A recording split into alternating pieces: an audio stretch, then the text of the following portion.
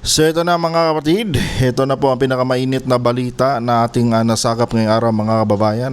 Nako, ito talaga mga DD shits na ito mga kaibigan, wala po talagang walang kadala-dala mga kapatid. Biruin nyo, hindi pa man napapadeport yung kanilang kapwa DDS doon sa bansang Qatar na kung saan nakulong dahil sa kanilang kilos protesta na isinagawa noong nakaraang araw mga kababayan.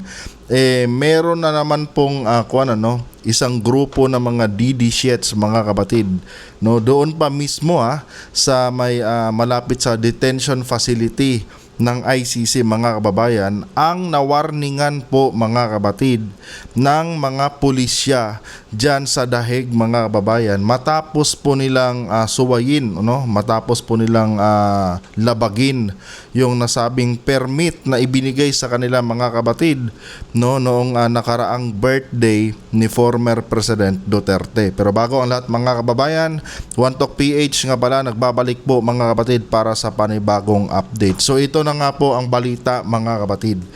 Dutch police warned supporters of former Philippine President Rodrigo Duterte who gathered near the ICC detention center in The Hague on his 80th birthday. So noong nakaraang birthday nga ni Tatay Digong nyo mga kababayan, noong nakaraang Biyernes ay pinagbigyan nga po ng gobyerno ng The Hague mga kapatid, at binigyan pa sila ng permit na magtipon-tipon malapit sa detention facility ng ICC para i-celebrate nga itong birthday ni former President Duterte. Ang problema mga kababayan is ganito. Sabi dito, the group had a permit for a picnic, not a protest. So ito ang naging problema mga kababayan. Dahil binigyan sila ng permit in good faith para mag-picnic, para i-celebrate nga yung birthday ni Tatay Digong. Pero mga kapatid, ang nangyari hindi po birthday celebration kundi kilos protesta po mga kababayan.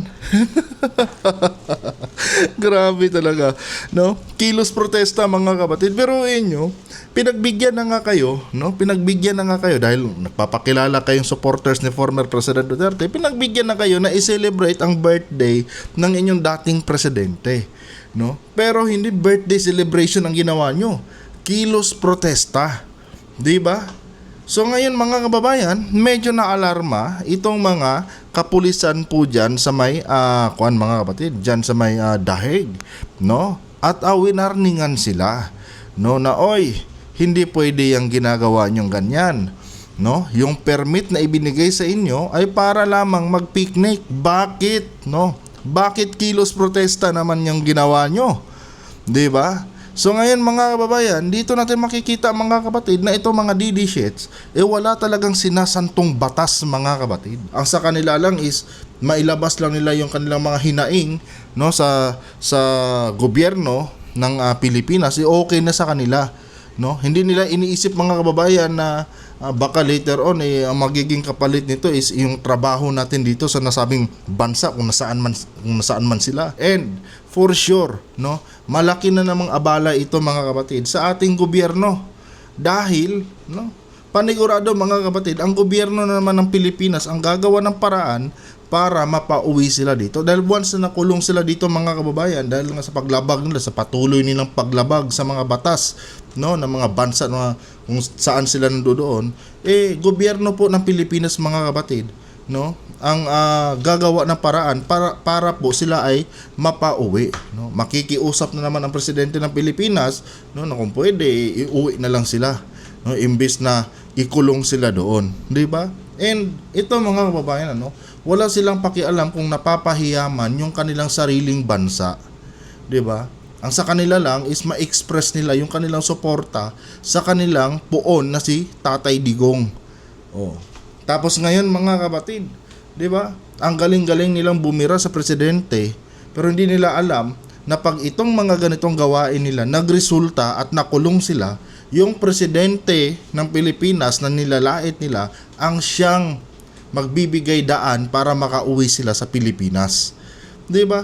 Ganito kaabusado mga kababayan itong mga DD shits na ito. Biruin nyo, Hindi pa man napapadeport yung mga kasamahan nila doon sa Qatar na lumabag din sa pulisiya ng bansang Qatar. Ito na naman mga kababayan, nagsisimula na naman sila dito, no? At malupit pa dito mga kapatid, dito pa mismo, no? Dito pa mismo nila ginawa ito sa tapat ng detention facility kung saan nakakulong itong si Tatay Digong nyo dyan sa Dahig mga kapatid.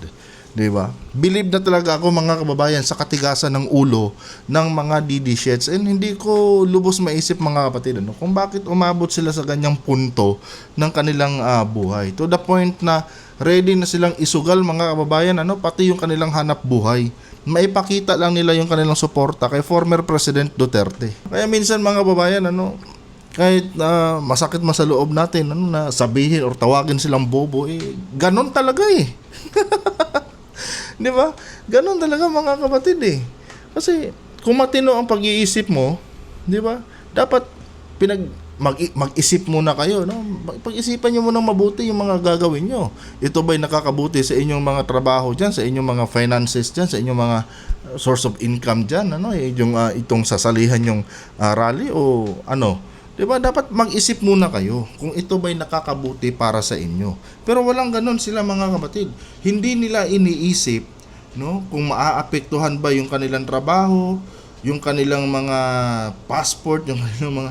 Alam mo yun, hindi nila iniisip yung mga ganyang bagay. Ang sa kanila lang mga kababayan is makasali sila dyan, mamura lang nila ang presidente ng Pilipinas, okay na sa kanila, mapuri lang nila, ma-praise lang nila itong si Duterte, okay na sa kanila. Hindi sila nag-iisip mga kababayan na baka later on ito yung magiging dahilan para mapadeport tayo or mawalan tayo ng trabaho dito. Wala silang ganun 'di ba? Ewan ko ba mga kapatid kung bakit ganito kakitid ang utak ng ating mga kababayan. 'Di ba? Okay lang naman, gaya ng sabi ko sa inyo, okay lang naman na magpakita kayo ng pagsuporta nyo sa inyong mga napipiling mga politiko. 'Di ba? Kung nagagandahan kayo sa kanyang mga pulisiya noong siya pa ang presidente, okay lang na magpakita kayo ng suporta. Pero ibang usapan na po 'yun mga kababayan kung pati yung hanap buhay nyo, yung trabaho nyo, ay nasusugal na dahil dyan sa mga pinagagawa nyong pagsuporta sa mga politiko. Ibang usapan na po 'yan mga kababayan. Anyway guys, 'di ba? Nakakaawa lang sila tignan, Nakakaawa lang talaga sila isipin mga kapatid na sa kabila ng kanilang mga pinagdaanan, pagproseso ng kanilang mga passport, 'di ba? Pagproseso ng kanilang mga papeles para makapunta diyan sa bansa na kung saan man sila ngayon, basta-basta na lang nilang binabaliwala mga kababayan kapalit ng kanilang pagsuporta kay former President Duterte. At legit, matatawag talaga natin silang mga bobo. Di ba? Wala akong ibang maisip Bobo talaga ang tamang term mga kababayan na pwede mong itawag sa kanila mga kapatid. Dahil kung ikaw ay responsableng Pilipino, hindi ka magpapadala sa mga pangpolitika na mga issue. Hindi mo basta-basta ipagpapalit ang iyong karera diyan sa ibang bansa sa isang politiko lamang na hindi ka nga kilala, 'di ba? Dapat pag-isipan niyo munang mabuti, 'di ba? Tulad niyan, pag pinagpatuloy niyo yung illegal yung ginagawa diyan, panigurado 'yan, mapapa-deport talaga kayo. At pati gobyerno ng Pilipinas, mahahasil dahil diyan sa mga katarantaduhan na pinaggagawa nyo.